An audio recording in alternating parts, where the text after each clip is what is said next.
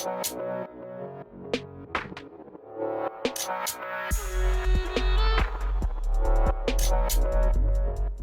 guys, welcome to the channel. This is Paper Rule. In today's video, I want to talk about Spear for Ranger, especially Spear Untamed. Why it's been nerfed, what Arenanet is thinking of, like what's the philosophy behind this, and explaining how the build and the Spear itself work, like the weakness stuff. This was an idea I was already working on before they make this update or balance patch, the nerfs and buffs and everything, but I wanted to wait a little bit to see where the Spear will land. I'm not sure this is the end of it, but we are getting close to the end of this expansion, which means honeymoon period for the new weapon being very strong and the new elite spec being very strong is over, so everything is just fallen into place a little bit. And we have seen the nerfs to hit Spear and the buffs too. So this is just a sample of the buffs when they buffed it for PvE, because no one wants to use it. It's a clunky weapon, annoying to use, and had worse damage. So Arenanet buffed it so hard that it became the most powerful power build actually for benchmark, like for 47k. And after that, as you can see in the balance patch, they nerfed it in PvE, but that was the balance patch preview. They actually landed the balance patch with nerfs for PvP too. So everything practically nerfed. Falcon's Tube, Owl Flight, it's like in stealth, and outside of stealth the skills is nerfed. Warclaw Engage, Predator's Ambush. They also in another patch nerfed even the dagger, which we'll get into because it was part of how this build work. And the Unleash Ambush skill for the Spear itself is now require line of sight, so you can't hit behind walls and rocks like people who's hitting insanely with it. It's like 600 radius, and it also nerfed in damage by like 20% or something like that. And this thing hit like a truck practically. And even the defensive side of it, Force Fortification in PvP, is reduced, lowering damage from 50% to actually 33 only. So to understand the philosophy behind this, we need to understand the Spear and the build, what was the problem with it and why Arenanet did that. I'm not talking about should have they done that, maybe we'll touch on this subject, but why and how it works. So the Spear itself has this idea of there is always a follow-up, and the Spear itself was not just the problem, it's the other weapons of Ranger and how Ranger work that it consistently had this. But Untamed just took it up a notch, practically. So the Unleash Ambush skill hit from 600 radius, and if you can't really know what does that mean, let me show you that I can hit the enemy from here. And there was no rocks, there is no wall, there is nothing can save this enemy from me. That's why they nerfed its damage and made it line of sight. Many skills that like AoE landing like this, like Hammer for Warrior, a lot of stuff will hit into like the box of its cleave. If it's 240, it's whatever, it will land. So even next to a pillar, a wall, it will land. So this is a change that's not really happening in all the game, but I guess 600 radius is crazy. There was never a melee range that kind of this thing, so they did it, and it's happening in a cone in front of you. So now you require line of sight. You can't just keep surprising people with it, so people can avoid you, try to hide behind something, and this skill will not land. So this was part of the problem too, but especially for Untamed. Other skills, some like melee like this, but this one is a range from very large distance, 900 and 1200, unblockable if done from stealth. And you can still with stealth have this from 900 range as a hit with damage and can do immobilize, and you can still have a follow-up with movement. So if you see, all this can happen from stealth because of Panther's Brawl. So imagine hitting 600 radius. Cannot be stopped, even behind the wall, even rock, huge area around you. You don't know where it's coming or when it's coming because Untamed just got stealth, or the Ranger in general. So you try to dodge or avoid or create larger distance. So he landed, or let's start with this one, even not the ambush, and then follow with the ambush after he got close to you. Or get close to use this and then use it. Or use the immobilize. So there is so many ways to make sure the damage actually land. Start with immobilize. Start with a projectile that will actually land. If you dodge one, he follows the other, and you will keep getting hit with this damage, and the damage was significant. This skill alone, like, it can hit, I've seen it hit people for like 10k, 12k sometimes, and completely normal. And it can, like, it's really insane damage. The Unleash Ambush, same numbers. So even this one, I've seen people land it on a glassy people for like 10k. So you had some really significant damage, especially in World vs. World. that damage is really difficult to avoid. And the problem did not just reside within spear only. The fact that you can keep moving your bit to do pressure, the fact that you have unblockable, so even the defenses you can go a little bit through. You can use this signet, and a lot of people did, to actually make your hits unblockable, so you even burn through enemies' defenses. You can use this one to also combo with another hit, so the enemy gets some significantly surprise with an instant burst of 10k, like a 20k hit or 15k double hits just out of nowhere.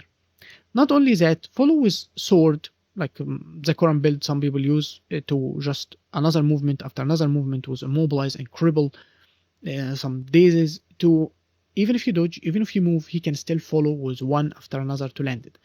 And the build that people used to use before the sword was actually running the dagger. And with the dagger, the unleash ambush is a teleportation.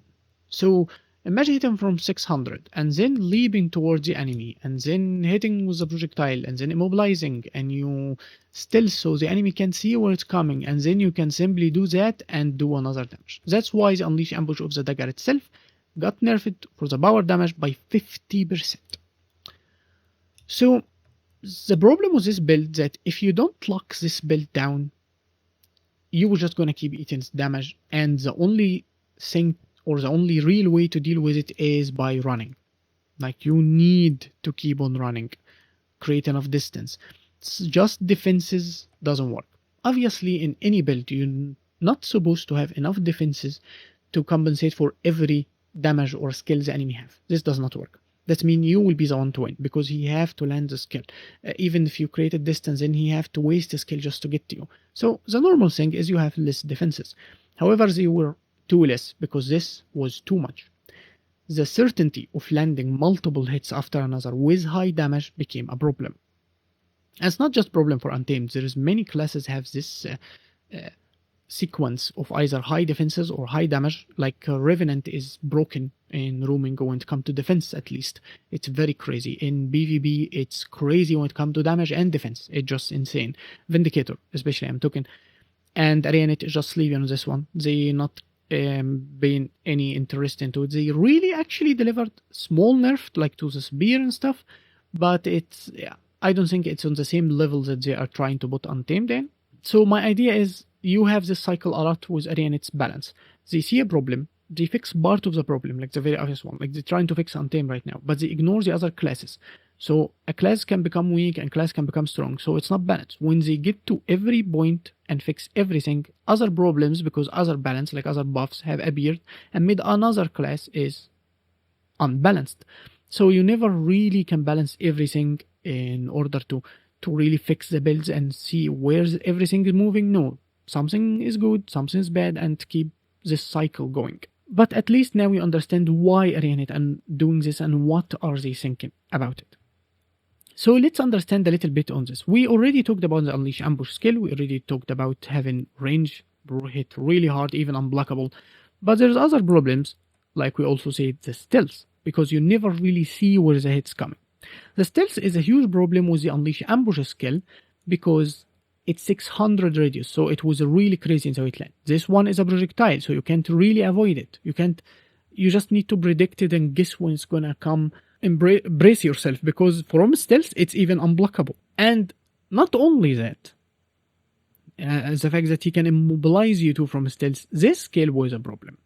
So it's inconsistent in the game a bit, but some skills, if the animation is kinda directed like an attack, you will land through the entire line of the attack.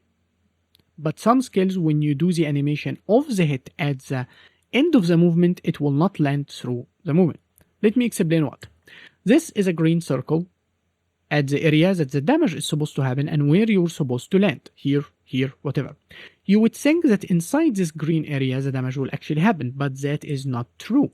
So as you can see, the golem is nowhere inside the green area, but when I do that, I can still hit him because he was in the line of my movement.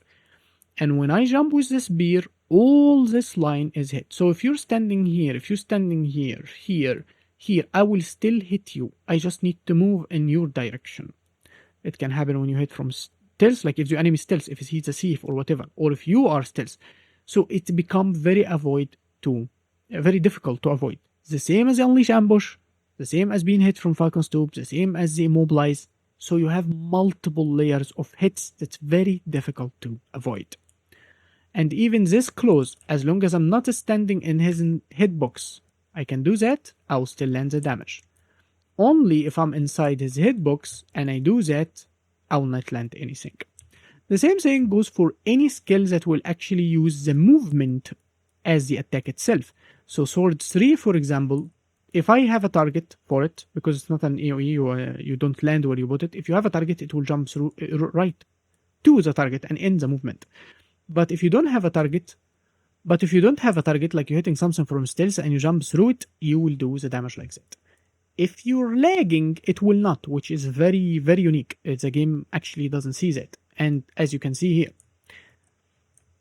But as long as you're not lagging, you will do the damage. Sword 2, however, will see the animation that you sweep the sword at the end of the movement. So it's like a circle around you, even if the enemy is here. If you do the movement with no target, with the enemies inside this circle, at the radius of it, you will do the damage to them. But if not, it doesn't matter if you go through the enemy, you will not land your damage.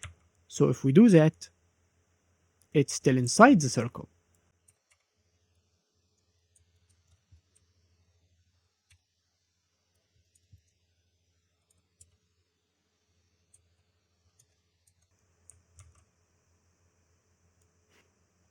As you can see here, I do not hit it.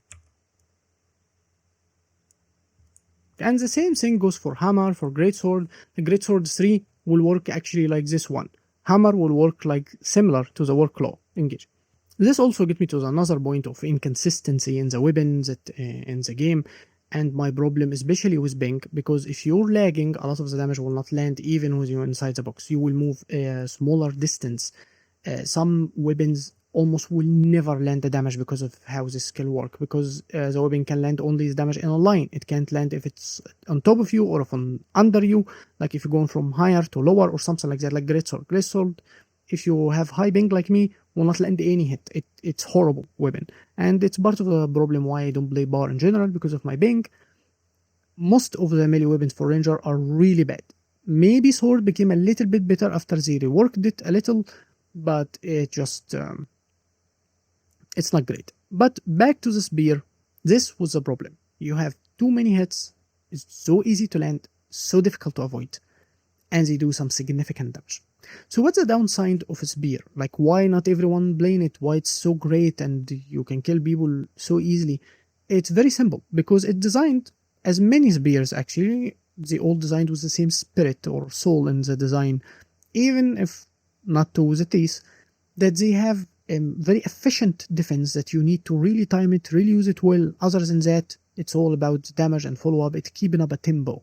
So the entire defense of the spear is you either can stealth or a single movement that gives you a dodge to a very small area. That's unreliable for defense because it only moves you 600 radius. Even with the dodge, it's very good for damage. It's the only active CC and it's just a daze, so you always try to catch the enemy with it or at least damage them with it, and now you don't have any defense on the spear.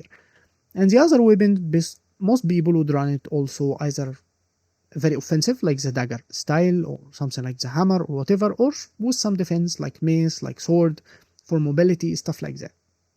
So the defense either came from the other weapon or from your utility, your positioning, how you read the fight. And other than that, stealth was the only reliable active defense on the spear.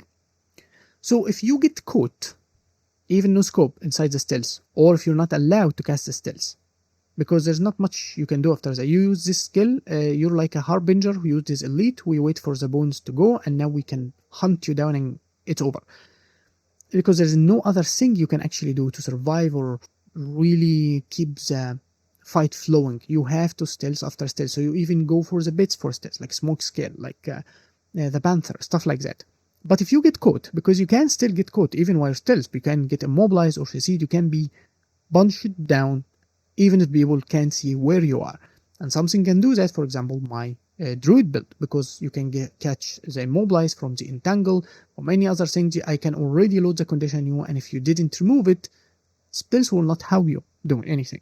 That's why I want to take a look on people using spear with you. Those are the only fight I had like recorded anywhere soon, or at least 1v1 something that I can show you on, so not really the best. But the last fight was the Untamed, very good Untamed, will show you exactly what I'm trying to talk about. But here we're fighting Soulbeast. So he used Smoke Assault. I heal right at the end of it and intercept the Avatar Daze, so I cancelled his burst. Spam Immobilize, he couldn't get out. It was simply easy, and I'm lagging horribly, but just like that it was all finished. So follow up after another, but they didn't land, so now you can't get out. This is the idea or the problem that I'm telling you about spear use.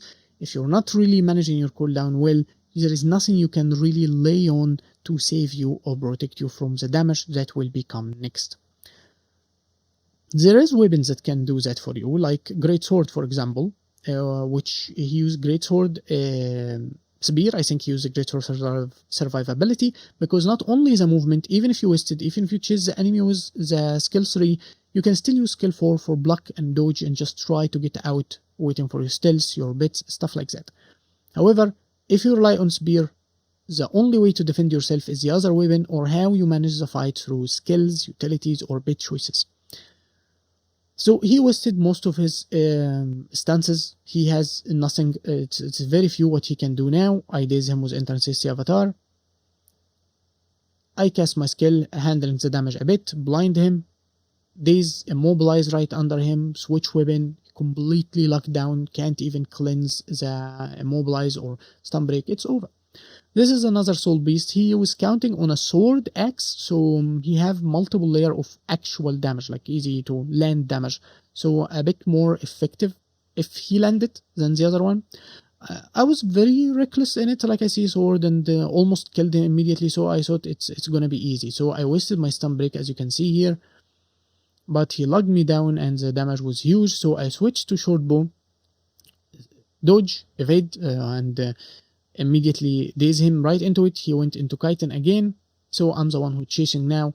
He doesn't have very much survivability to handle such a build. Intercept the Avatar, try to immobilize him,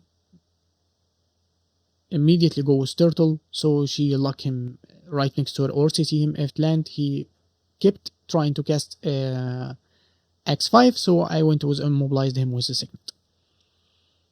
And this is the second engage. So I also immobilize him immediately when he engages with me, but he goes Doliac stance, so at least I pull those cooldowns, even the elite, so not much he have now. Even Sikim's gone, he thought he can immediately like one shot, which is a very bad idea. Like your enemy is still fresh on cooldown. Even so, I was in a camp, so he doesn't know what I have and what I don't have.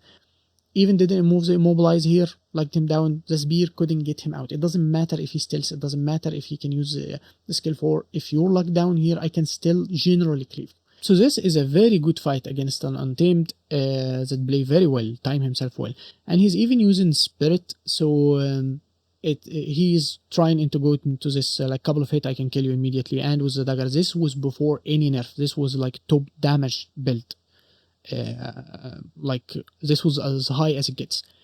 So he goes the elite. I immediately disengage here, trying to avoid his damage. I keep up my protection through dodges and reduce or soften the damage. I get engaged with another Soulbeast, so I switch into attacking him, thinking this one will just disengage, but he kept into the fight. The Rev is tried to help me, I guess, try to stop this ruining the duel.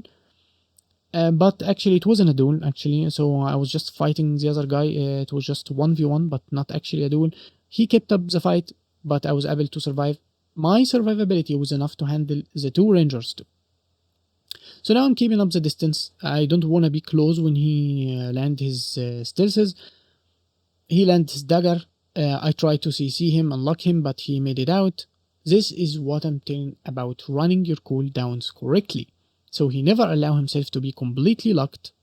Neither do I allow myself to be right next to him. And I use even entering the Avatar very well to try to land my dazes, so he can't make a follow-up after another. As a druid, just entering the Avatar can give you a daze. Using Glyph Equality will give you a daze.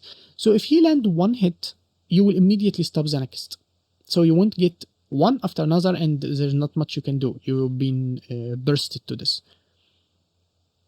And as you can see, I landed this after another, So it's like back to back, and he steals again, and he landed the spirit. This was very close for me, but I don't want him to escape and just make it difficult for me to actually catch to him.